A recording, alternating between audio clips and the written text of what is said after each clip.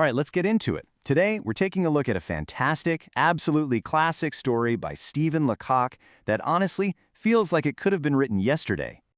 You know the feeling, right? You go in for what should be a simple headshot, and suddenly you're being twisted and turned, told to fix this and adjust that, and you just start to feel like there's something wrong with you.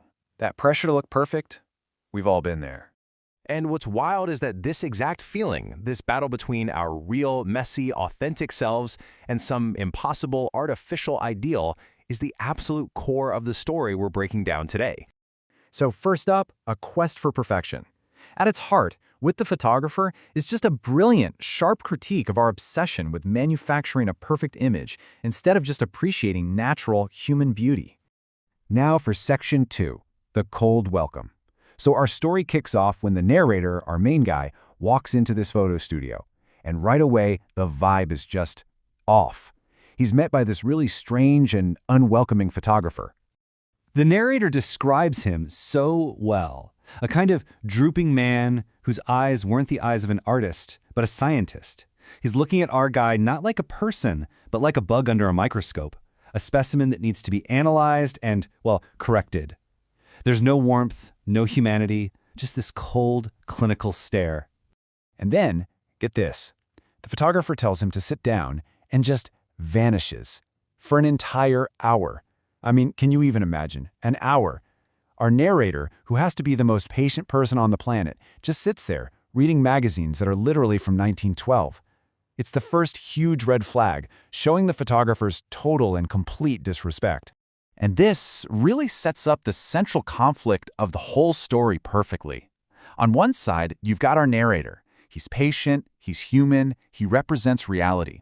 And on the other side, you have the photographer. He's rude, almost like a machine, and he's completely obsessed with an artificial idea of perfection. He's basically the voice of societal pressure, telling us we're not good enough as we are. This clash is what drives everything. Okay, on to part 3. The impossible instructions. So after that ridiculously long wait, the photo shoot finally starts. The photographer gets behind his camera, takes one look, and that's when the truly bizarre critique begins. He doesn't blame his camera, he doesn't blame the lighting, nope. He looks straight at the narrator and says, "Your face is quite wrong." The sheer arrogance of that. He's telling this man that his own face, the one he was born with, is the problem. And then he starts rattling off this list of impossible commands. Lower your ears. I mean, how do you even do that? Roll your eyes. Suck in your stomach. The poor narrator is being twisted into a pretzel, and you can just feel his frustration building with every single ridiculous demand. This brings us to Section 4, the moment of truth. Because eventually, after being treated like a broken machine for over an hour, the narrator's patience just runs out. It completely snaps. And this is really the emotional peak of the whole story. He just stands up and lets it all out with this pure, raw emotion. He says, "This face is my own. It is not yours. It is mine. I have lived with it for 40 years. I know its faults, but it is mine." And that's the key, right? He's not just defending how he looks, he's defending his identity, his history, his entire life. And right at that exact moment, that peak of authentic anger and sadness and self-respect, click, the photographer snaps the picture. So cynical.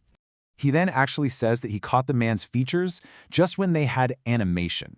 He labels this incredibly deep human outburst as just animation. It's a total sham. He captured a moment of pure reality for one reason only, so he could start erasing it.